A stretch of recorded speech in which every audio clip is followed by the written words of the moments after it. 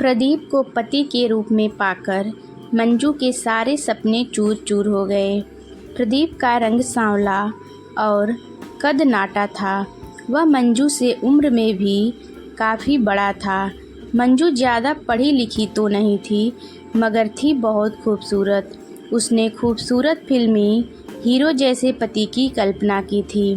प्रदीप सीधा साधा और नेक इंसान था। वह मंजू से बहुत प्यार करता था और उसे खुश रखने के लिए अच्छे अच्छे तोहफे लाता था।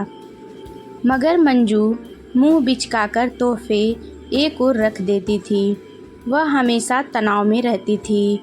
उसे पति के साथ घूमने फिरने में भी शर्म महसूस होती थी। मंजू तो अपने देवर संदीप पर फिदा थी। पहली नज़र में ही वह उसकी दीवानी हो गई थी। संदीप मंजू का हम उम्र भी था और खूबसूरत भी। मंजू को लगा कि उसके सपनों का राजकुमार तो संदीप ही है। प्रदीप की नई नई नौकरी थी। उसे बहुत कम फुर्सत मिलती थी। अक्सर वह घर से बाहर ही रहता था। ऐसे में मंजू को देवर का साथ बेहद भाता था। वह उसके साथ खूब हंसी मजाक करती। संदीप को रिझाने के लिए मंजू उसके इर्द गिर्द मंडराती रहती। जानबूझकर वह साड़ी का पल्लू सरका कर रखती। उसके गोरे खूबसूरत बदन को संदीप जब चोर निगाहों से घूरता तो मंजू के दिल में शहनाइयाँ बज उठती। वह चाहती कि संदीप उसके साथ छेड़छाड़ करे, मगर लोकलाज के डर और घबराहट के चलते संदीप ऐसा कुछ नहीं कर पाता था। संदीप की तरफ से कोई पहल न होते देख मंजू उसके और भी करीब आने लगी। वह उसका खूब ख्याल रखती। बातों बातों में वह संदीप को छेड़ने लगती। कभी उसके बालों में हाथ फिराती तो कभी उसके बदन को सहलाती। कभी चिकोटी काटकर वह खिलखिलाने लगती तो कभी उसके हाथों को अपने सीने पर रख कर कहती, देवर जी देखो मेरा दिल कैसे धक धक कर रहा है। जवान और खूबसूरत भाभी की मोहक अदाओं से संदीप के मन के तार झंझना उठते। उसके तन बदन में आग सी लग जाती। वह भला कब तक खुद को रोके रखता। धीरे धीरे वह भी खुलने लगा। देवर भाभी एक दूसरे से चिपके रहने लगे। दोनों खूब हंसी ठिठोली करते। वह एक दूसरे की चुहलबाजियों से खूब खुश होते। अपने हाथों से एक दूसरे को खाना खिलाते, साथ साथ घूमने जाते। कभी पार्क में समय बिताते तो कभी सिनेमा देखने चले जाते। एक दूसरे का साथ उन्हें अपार सुख से भर देता। दोनों की नज़दीकियां बढ़ने लगी। संदीप के प्यार से मंजू को बेहद खुशी मिलती। हंसती खिलखिलाती मंजू को संदीप बाहों में भरकर चूम लेता तो कभी गोद में उठा लेता। कभी उसके सीने पर सिर रखकर संदीप कहता, इस दिल में अपने लिए जगह ढूंढ रहा हूँ, मिलेगी क्या? चलो देवर जी फिल्म देखने चलते हैं। एक दिन मंजू बोली, हाँ भाभी चलो, अजंता टॉकीज में नई फिल्म लगी है। संदीप खुश होकर बोला और कपड़े बदलने के लिए अपने कमरे में चला गया। मंजू कपड़े बदलने के बाद आईने के सामने खड़ी होकर बाल संवारने लगी। अपना चेहरा देखकर वह खुद से ही शर्मा गई। बन ठन कर जब वह निकली तो संदीप उसे देखता ही रह गया। तुम इस तरह क्या देख रहे हो देवर जी? तभी मंजू इठलाते हुए हंसकर बोली। अचानक संदीप ने मंजू को पीछे से बाहों में भर लिया और उसके कंधे को चूम कर बोला, बहुत खूबसूरत लग रही हो भाभी। काश हमारे बीच यह रिश्ता न होता तो कितना अच्छा होता। अच्छा तो तुम क्या करते? मंजू शरारत से बोली, मैं झटपट शादी कर लेता। संदीप ने कहा। धत, मंजू शर्मा गई, लेकिन उसके होठों पर मादक मुस्कान बिखर गई। देवर का प्यार जताना उसे बेहद अच्छा लगा। खैर वे दोनों फिल्म देखने चल पड़े। फिल्म देखकर जब ये बाहर निकले तो अंधेरा हो चुका था। वे अपनी ही धुन में बातें करते हुए घर लौट पड़े। उन्हें क्या पता था कि दो बदमाश उनका पीछा कर रहे हैं। रास्ता सुनसान होते ही बदमाशों ने उन्हें घेर लिया और बदतमीजी करने लगे।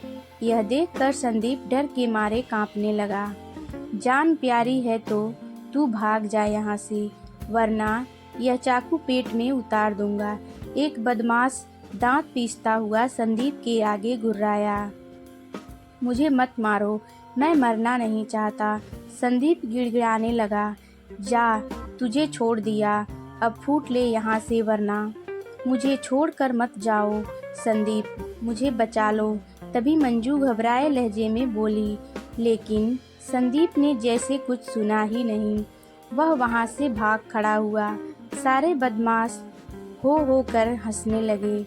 मंजू उनकी कैद से छूटने के लिए छटपटा रही थी, पर उसका विरोध काम नहीं आ रहा था। बदमाश मंजू को अपने चंगुल में देख उसे छेड़ते हुए जबरदस्ती खींचने लगे। वे उसके कपड़े उतारने की फिराक में थे। बचाओ बचाओ, मंजू चीखने लगी। चीखो मत मेरी रानी, गला खराब हो जाएगा। तुम्हें बचाने वाला यहाँ कोई नहीं है, तुम्हें हमारी प्यास बुझानी होगी। एक बदमाश बोला। हाय, कितनी सुंदर हो, मज़ा आ जाएगा। तुम्हें पाने के लिए हम कब से तड़प रहे थे। दूसरे बदमाश ने हंसते हुए कहा। बदमाशों ने मंजू का मुंह दबोच लिया और उसे घसीटते हुए ले जाने लगे। मंजू की घुटी घुटी चीख निकल रही थी। वह बेबस हो गई थी। इत्तेफाक से प्रदीप अपने दोस्त अजय के साथ उसी रास्ते से गुजर रहा था। चीख सुनकर उसके कान खड़े हो गए। यह तो मंजू की आवाज़ लगती है। जल्दी चलो। प्रदीप अपने दोस्त अजय के साथ दोनों तेजी से घटनास्थल पर पहुंचे। अजय ने टॉर्च जलाई तो बदमाश रोशनी में नहा गए। बदमाश मंजू के साथ जबरदस्ती करने की कोशिश कर रहे थे। मंजू लाचार हिरनी सी छटपटा रही थी। प्रदीप और अजय फौरन बदमाशों पर टूट पड़े। उन दोनों ने हिम्मत दिखाते हुए उनकी पिटाई करनी शुरू कर दी। मामला बिगड़ता देख बदमाश भाग खड़े हुए, लेकिन जाते जाते उन्होंने प्रदीप को जख्मी कर दिया। मंजू ने देखा कि प्रदीप घायल हो गया है। वह जैसे तैसे खड़ी हुई और सीने से लगकर फूट फूट कर रो पड़ी। उसने अपने आंसुओं से प्रदीप के सीने को तर कर दिया। चलो घर चलें। प्रदीप ने मंजू को सहारा दिया। उन्हें घर पहुंचाकर अजय वापस चला गया। मंजू अभी भी घबराई हुई थी, पर धीरे धीरे वह ठीक हुई। यह क्या, आपके हाथ से खून बह रहा है, मैं पट्टी बांध देती हूँ। प्रदीप का जख्म देखकर मंजू ने कहा। मामूली सा जख्म है, जल्दी ठीक हो जाएगा। प्रदीप प्यार से मंजू को देखते हुए बोला। मंजू के दिल में पति का प्यार बस चुका था। प्रदीप से नज़र मिलते ही वह शर्मा गई। वह मासूम लग रही थी। उसका प्यार देखकर प्रदीप की आंखें छलछला आई। बीवी का सच्चा प्यार पाकर प्रदीप के वीरान दिल में हरियाली छा गई। वह मंजू को अपनी बाहों में भरने के लिए मचल उठा। इतने में मंजू का देवर संदीप सामने आ गया। वह अभी भी घबराया हुआ था। बड़े भाई के वहां से जाने के बाद संदीप ने अपनी भाभी का हाल चाल पूछना चाहा, तो मंजू ने उसे दूर रहने का इशारा किया। तुमने तो मुझे बदमाशों के हवाले कर दिया था। अगर मेरे पति समय पर न पहुंचते तो मैं लूट ही गई थी। कैसे देवर हो तुम। जब मंजू ने कहा तो संदीप का सिर शर्म से झुक गया। इस एक घटना ने मंजू की आंखें खोल दी थी। अब उसे अपना पति ही सच्चा हमदर्द लग रहा था। वह अपने कमरे में चली गई और दरवाज़ा बंद कर लिया।